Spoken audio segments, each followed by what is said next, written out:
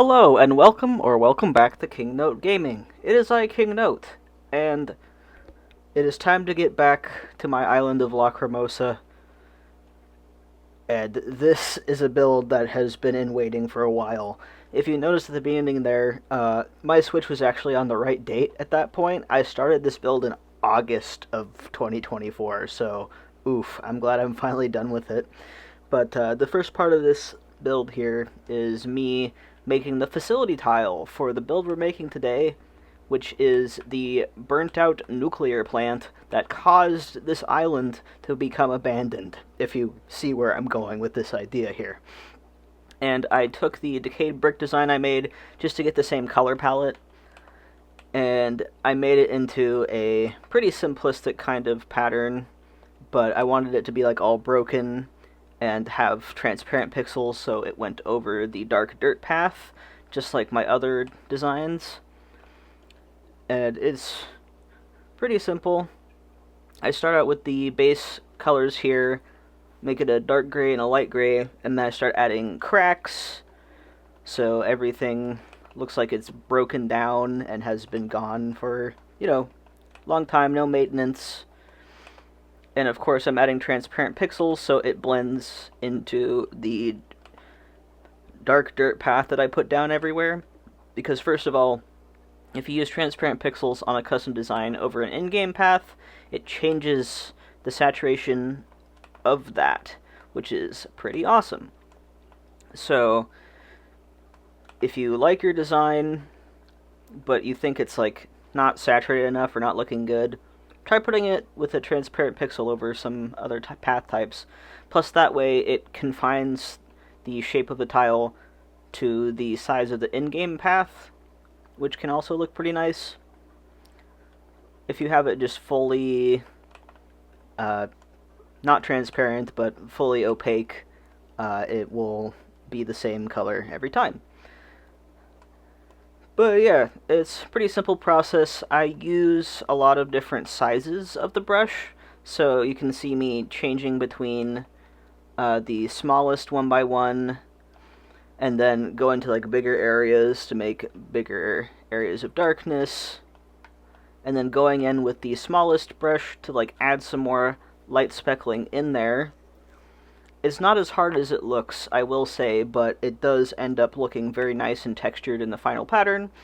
So, yeah, you can look at this and see how it works. And now that I made all three variations of the tile, it's time to cover this whole area in the texture. And I cut out most of this because it's just boring. It's just literally just me as Ophelia putting down every single tile. And I do end up changing up the tiles as well, so I'll like start out with the first one here and just cover everything, and then I'll go in throughout the build and change the variation of the tile just to make it mix up a little bit. You can see some of the corners are missing from the tiles. And at this point I'm adding in the structure of the fake building, which is mostly just a ton of wide display stands. And I cover the whole perimeter of it. It's actually a big chunk of my map. I'll probably put in a picture here, but it's essentially like the top corner of the map. It is a large build, which I kind of like this island because it's pretty much just like large builds. There's no real small builds on this island. And here I'm finishing up the wide display stands, and we're going to get into the actual fun part of decorating the facility pretty soon. I also really like how the wide display stands like line up like that, so it just looks like it's a bunch of windows. Truly one of the goated 2.0 items, and I used a lot of them.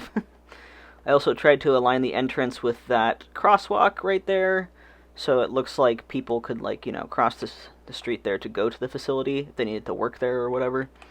And here I'm adding in some interior walls just to kind of divide up the space a bit, so it's not one gigantic area. There's like different spaces within the facility. I kind of wish we could have like better door options. I know we have like arches and stuff, but it wouldn't have worked with what I was going for here.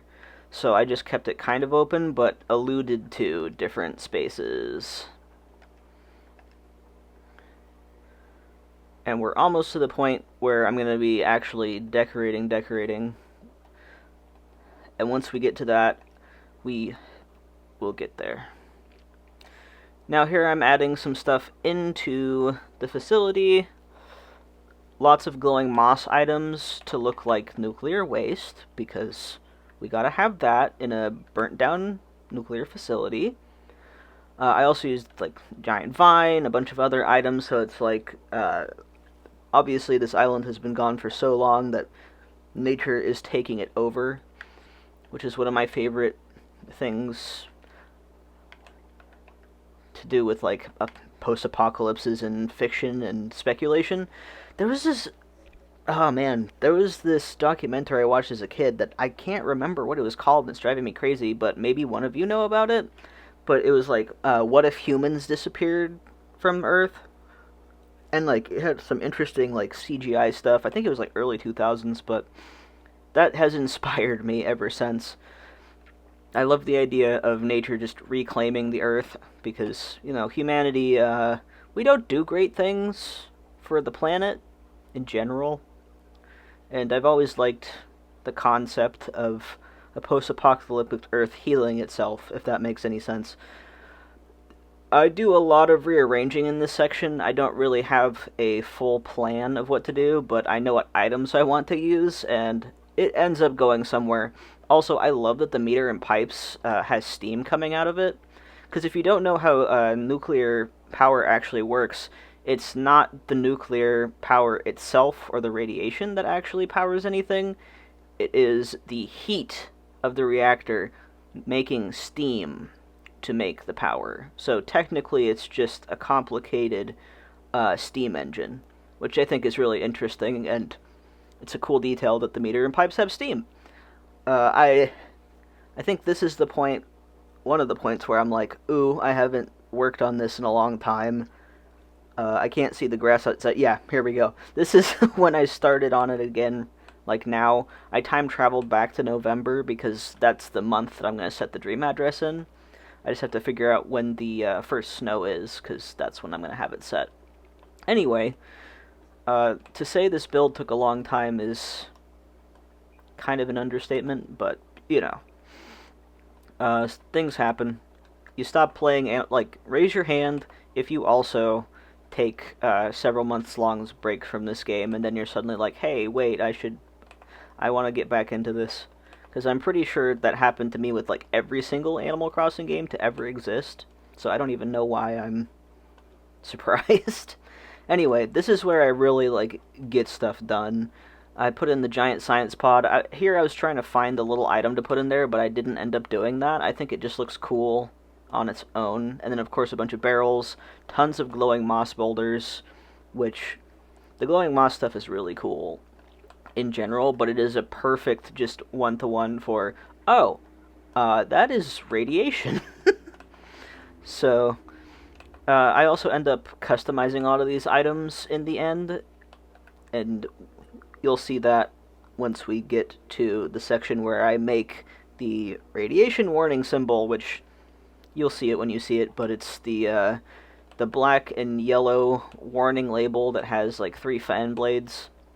So I wanted to include that because obviously it's a international symbol of, hey, this is radiation, be careful. But I used a lot of items that I don't normally use, which was a lot of fun. I liked adding these servers in front.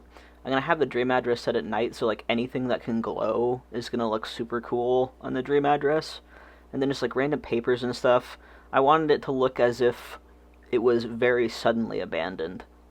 Also, yeah, I had to include a theremin because it's a spooky island. You can't have a spooky island without theremins, in my opinion. Also, just like dead trees that grew there and died because it's been that long since it's been occupied. And here I'm like taking a bunch of stuff, putting in vine benches, putting in other like natural elements, so it looks like it's just growing out of the tiles.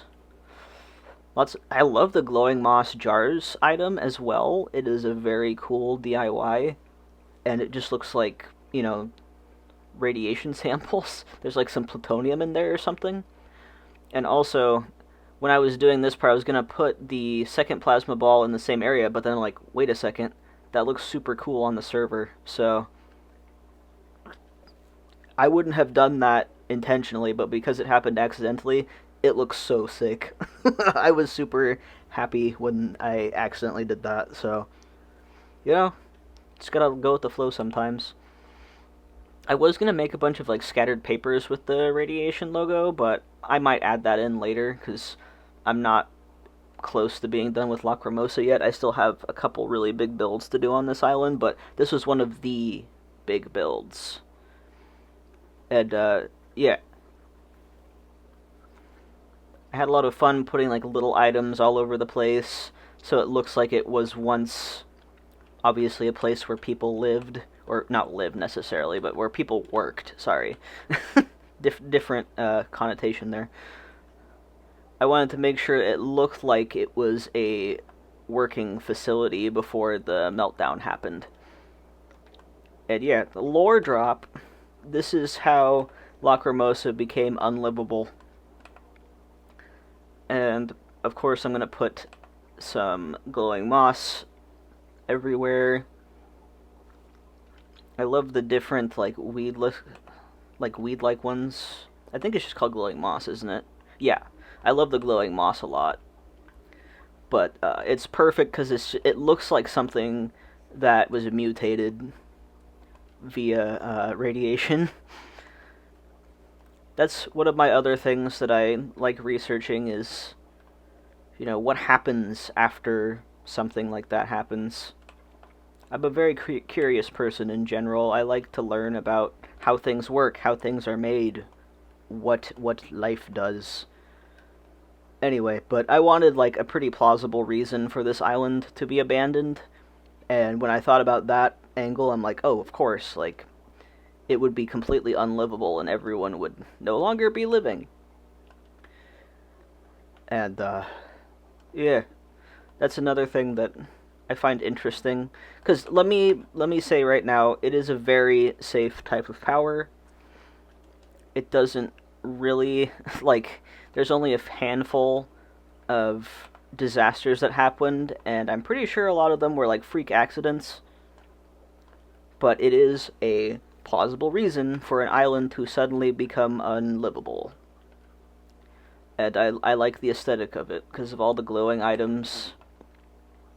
And here's where I'm like taking a bunch of items to customize them, because I'm like, it doesn't look good with blue. I ended up turning all the tanks, like the water tanks, into like the rusted variety, because there is no like cooling tower item, but I think the tank is pretty close. You can see I added like a warning label on there as well. But it definitely evokes cooling tower without being exactly shaped. And we're almost to the point where I customize everything and make the custom design. Then I included like a sleep pod. I went for red for everything because there wasn't really a good color that homogenized, but the science stuff looks really cool in red, and it's a nice contrast with the green, so I think it made it more like, warning, this is dangerous. And now it's time to finally make that warning sign I was talking about earlier. It was really not that hard to do. Just needed 2 colors. It's a very simplistic design. So we just needed a yellow circle and a black background. Pretty self-explanatory. Nothing crazy. But I had a reference image up just to make sure I was getting the shapes right. And with pixel art this small, it's not always one-to-one, so you kind of have to slowly adjust things as you go. And I ended up making it pretty close, if I do say so myself, and it looks really good on all the custom items that I put it on. So here I'm trying to make the circle like as even as possible. I'm using the line tools a lot, because it's just easier to make things even. This is pretty self-explanatory. I kind of go back and forth a little bit on the design because it wasn't quite the angle that I was thinking about. The other tool that I really like to use is the symmetry tool by pressing ZR. Highly recommend that if you're trying to make something kind of symmetrical. And then here I realize, oh yeah, I have to have that like completely horizontal. And then I edit that a little bit to make it more even. It's a lot of just like tiny little movements because it's literally just two colors. And now for the final part of the build, I am putting items back that I customized with that custom design. And I think it really makes everything pull together. Just seeing that warning sign everywhere is kind of unnerving. I really like that you can do that on the space console and the space strategic table and the locker. Like it all looks really, really cool with that design, especially the black locker, since obviously the black background blends in, so it just looks like the circle on its own. And I love how like horrifying it looks on the I don't remember what it's called, but that space table, it just looks like high alert, get out of there. And it adds to the horror, since this is obviously meant to be a kind of scary island. So I really like how all of it turned out. If you enjoyed this build, please leave a like and subscribe if you want to see more. I'll have more videos coming up from various islands, and I'll hope to see you next time. Bye-bye!